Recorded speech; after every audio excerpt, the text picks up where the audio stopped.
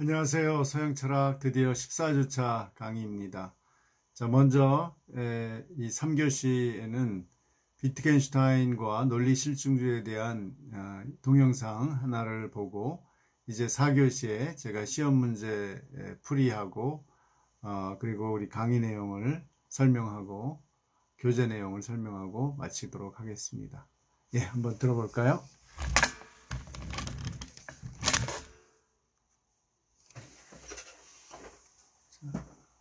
5분 뚝딱 철학입니다. 뚝딱 철학의 김필영입니다.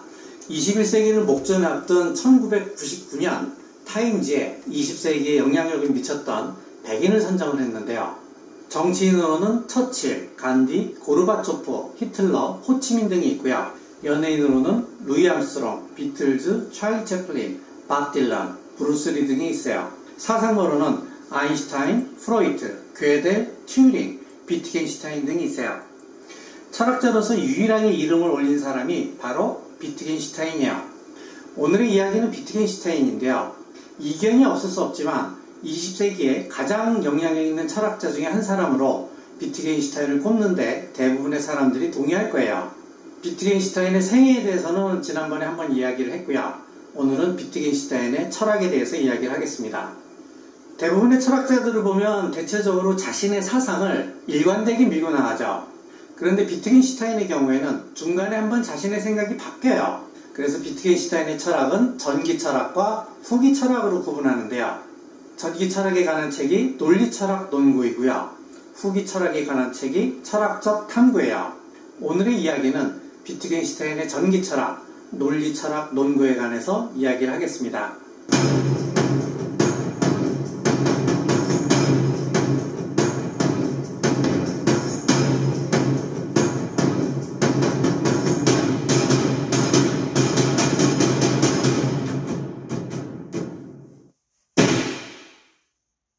전기 후기를 막론하고 비트겐슈타인의 철학을 관통하는 핵심 아이디어가 있어요. 그게 뭐냐면 모든 철학적 문제는 언어가 왜곡돼서 만들어진 가짜 문제라는 거예요. 특히 형이상학은 거창한 말을 하는 것 같지만 사실 알고 보면 말장난일 뿐이라는 거예요. 위키에서 해결을 검색하면 이런 문장이 나와요. 법은 객관적 정신의 즉자적 현실화인 저차원의 단계의 것으로서 참다운 자유를 목표로 하여 도덕의 단계, 다시 도의태의 단계로 변칙법적인 발전을 하여 간다. 이게 무슨 말이죠? 철학책을 펴면 온통 이런 말이죠. 그런데 이런 말 이해할 수 있나요? 이해할 수 없어요. 그렇다고 자괴감 갖지 마세요. 비트겐슈타인에 따르면 우리가 이런 말을 이해할 수 없는 이유는 이런 것들이 다 헛소리이기 때문이라는 거예요. 비트겐슈타인은 이런 비유를 뜨는데요. 오스트리아에서는 파리를 잡을 때 이렇게 생긴 유리병에 꿀을 넣어요. 그러면 파리가 이 안에 들어가서 못 나와요. 비트겐슈타인은 철학자들이 바로 이런 파리 신세라는 거예요. 철학자들이 자기들만의 언어의 유에 빠져서 나오지 못하는 신세라는 거예요. 그럼 어떻게 해야 할까요? 파리를 탈출시켜야겠죠. 파리를 탈출시키기 위해서는 먼저 꿀의 달콤한 냄새부터 없애야겠죠. 그러려면 먼저 언어의 미살교를 빼고 언어의 의미를 명료하게 하고 언어를 논리적으로 체계화해야 돼요. 그렇게 하면 언어를 통해서 세계의 참모습을 드러낼 수 있다고 본 거예요. 비트겐슈타인의 전기 철학의 핵심 이론은 두 가지인데요. 하나는 그림 이론이고 다른 하나는 진리 함수 이론이에요. 먼저 그림 이론에 대해서 이야기를 하겠는데요. 그 전에 먼저 짧은 영상을 하나 보시죠. 승용차의 보복운전을 피하려고 1.2톤 화물차가 급정거했고 이 여파로 4.5톤과 24톤 화물차가 잇따라 멈춰서면서 결국 유씨의 사고로 이어진 겁니다. 우리가 본 것은 진짜 교통사고 현장이 아니에요. 교통사고 현장을 시뮬레이션한 영상을 본 건데요. 그래도 우리는 이것을 보고 교통사고가 어떤 식으로 발생했는지 알 수 있어요. 시뮬레이션 영상이 실제 사고를 그림처럼 보여주고 있기 때문이에요. 이번엔 자막을 보시죠. 고속도로에서 3차로를 달리던 승용차 한 대가 갑자기 2차로로 들어가더니 1톤 트럭 앞에 급정거를 했다. 이 여파로 뒤따르던 4.5톤 트럭과 25톤 트럭이 잇따라 멈춰섰다. 그 뒤를 따라오던 1톤 트럭은 급정거를 하지 못해서 앞에 25톤 트럭에 충돌을 했다. 이번엔 자막만 봤는데요. 그래도 우리는 교통사고 현장을 머릿속에 그릴 수 있어요.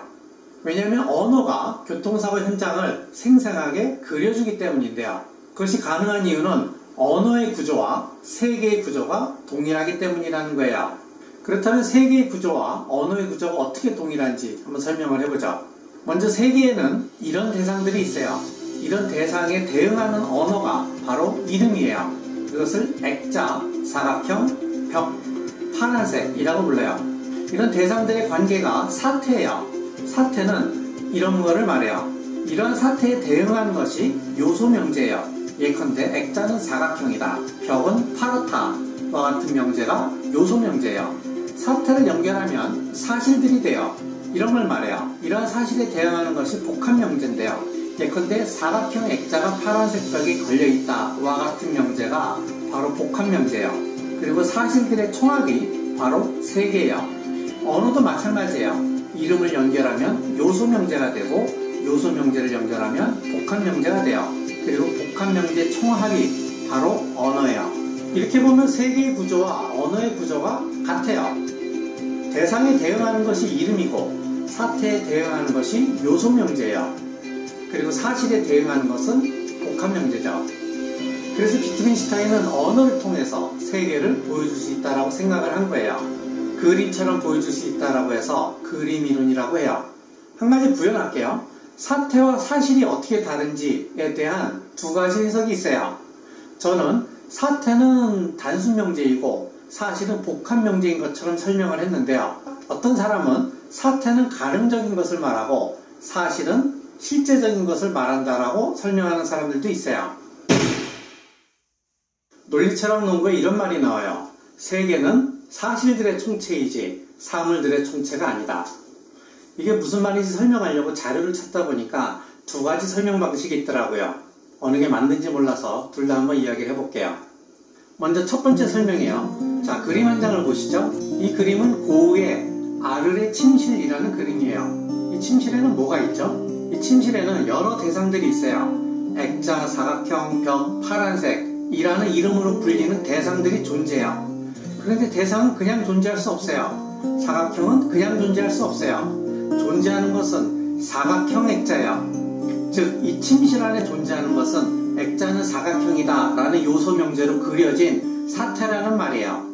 마찬가지로 이 침실 안에 벽은 그냥 존재할 수 없어요. 파란색도 그냥 존재할 수 없어요. 존재하는 것은 파란색 벽이에요. 즉, 이 침실 안에 존재하는 것은 벽은 파랗다라는 요소 명제로 그려진 사태라는 거예요. 그래서 이 침실을 세계라고 한다면 세계는 사물들의 총체가 아니라 사실들의 총체라는 거예요. 이게 바로 첫 번째 설명이에요. 이제 두 번째 설명을 해볼게요. 이 침실에는 침대가 있고 탁자가 있고 의자가 있고 벽이 있고 액자가 있죠. 그런데 침대, 탁자, 의자, 벽, 액자를 아무리 합해도 이 방이 되진 않아요. 침대라는 이름은 그냥 침대라는 사물을 지시하는 것일 뿐이에요. 탁자라는 이름은 그냥 탁자라는 사물을 지시하는 것일 뿐이에요. 그래서 이 침실을 제대로 기술하려면 침대가 존재한다, 탁자가 존재한다 라는 사태를 보여줘야 돼요. 요소 명제로 그러한 사태를 보여줘야 돼요. 그래서 세계는 사물들의 총체가 아니라 사실들의 총체라는 거예요. 이게 바로 두 번째 설명이에요. 이 둘 중에 어느 것이 더 적절한 설명인지 저는 잘 모르겠어요. 어떤 설명이 옳던지 간에 세계가 사물들의 총체가 아니라 사실들의 총체라는 점을 받아들이면 이렇게 말할 수 있어요.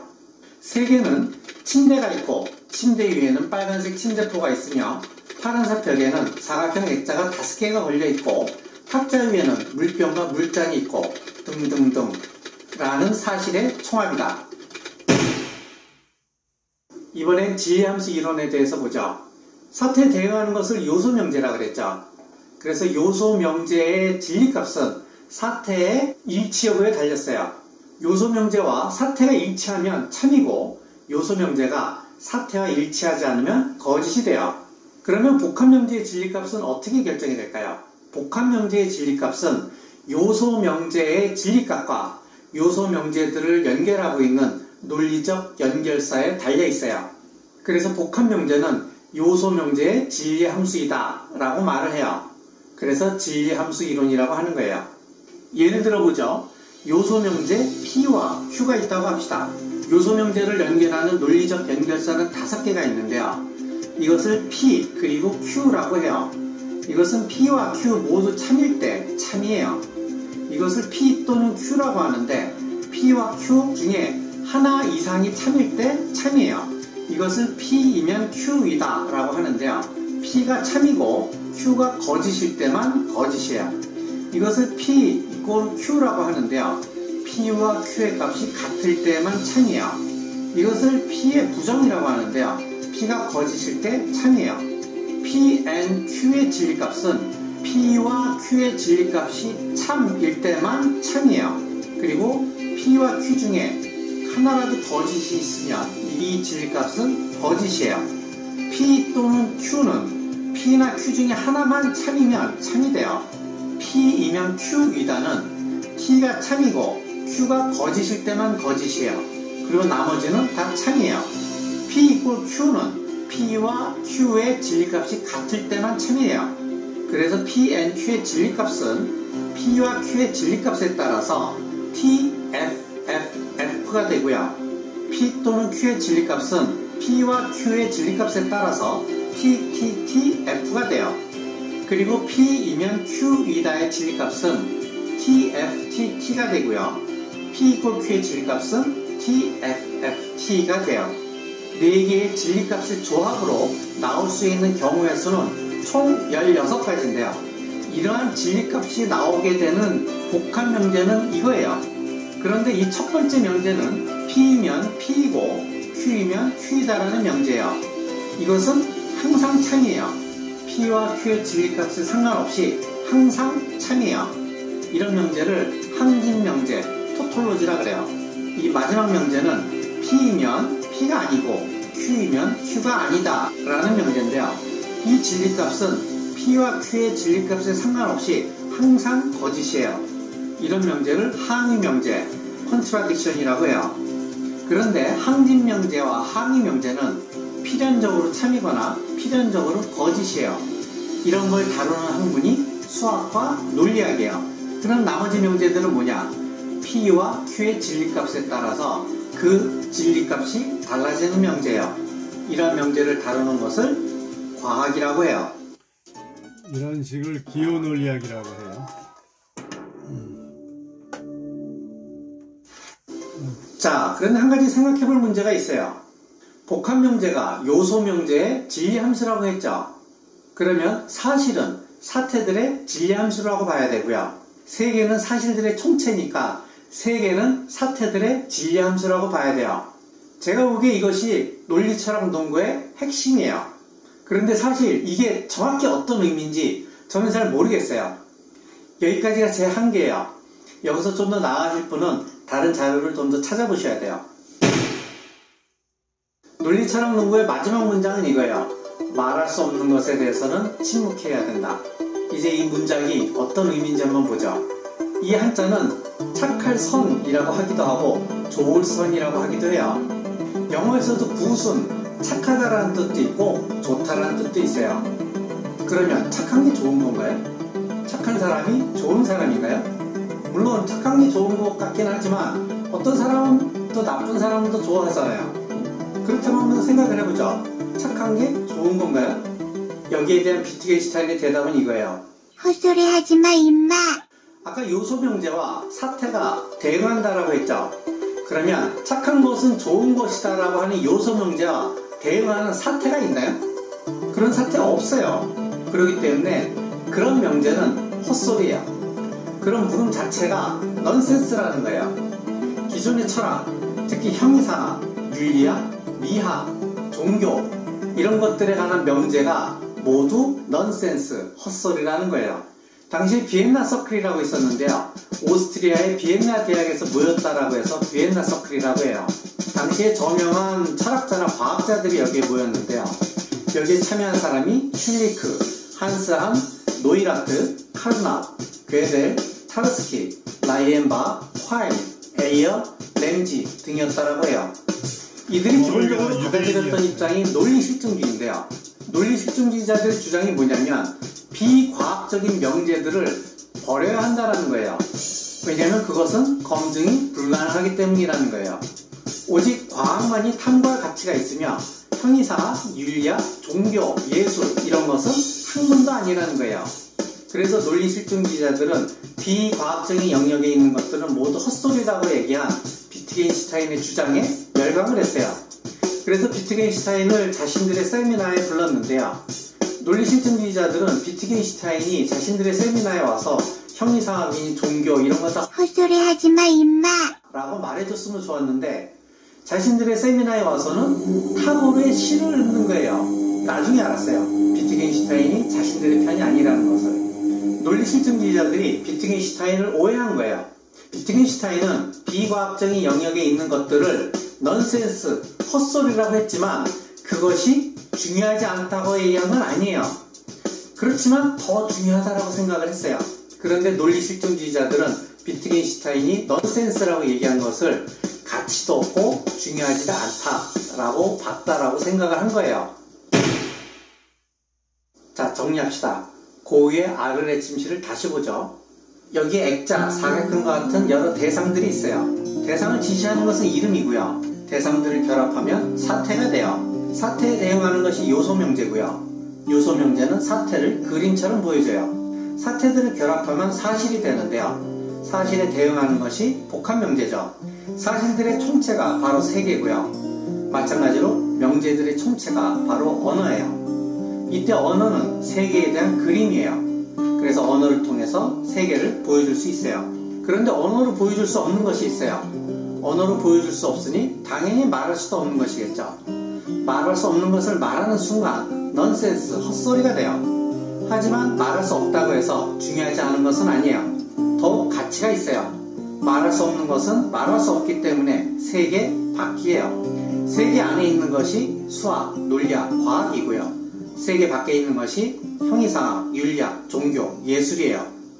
그래서 오늘의 이야기를 한 줄로 말하면 이렇게 돼요. 철학의 임무란 세계와 언어의 한계를 명확히 함으로써 말할 수 있는 것은 더욱 명료하게 말하고 말할 수 없는 것에 대해서는 침묵하는 것이다. 오늘의 주제는 저한테 많이 버거웠는데요. 항상 그렇지만 많이 부족하다는 것을 느껴요.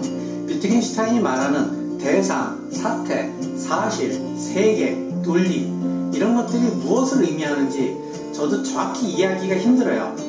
조금 더 공부해서 추가 영상을 하나 더 만들어야겠다는 생각이 들어요. 오늘은 여기까지 하고요. 오늘 영상이 재밌으셨다면 좋아요와 구독하기 부탁드리겠습니다. 감사합니다. He was queer, and his notions seemed to me odd, so that for a whole term I could not make up my mind whether he was a man of genius or merely an eccentric. 러셀과 비트겐슈타인은 At the end of his 사제지간이에요. first term at Cambridge, he came to me and said, "Will you please tell me whether I am a complete idiot or not? If I am a complete idiot, I shall become an aeronaut, but if not, I shall become a philosopher." I told him to write me something during the vacation on some philosophical subject, and I would then tell him whether he was a complete idiot or not. At the beginning of the following term, he brought me the fulfillment of this suggestion. After reading only one sentence, I said to him, "No, you must not become an aeronaut." I would then tell him whether he was a complete idiot or not. 이 말은 철학이 아니라 경제. 예, 여기까지입니다.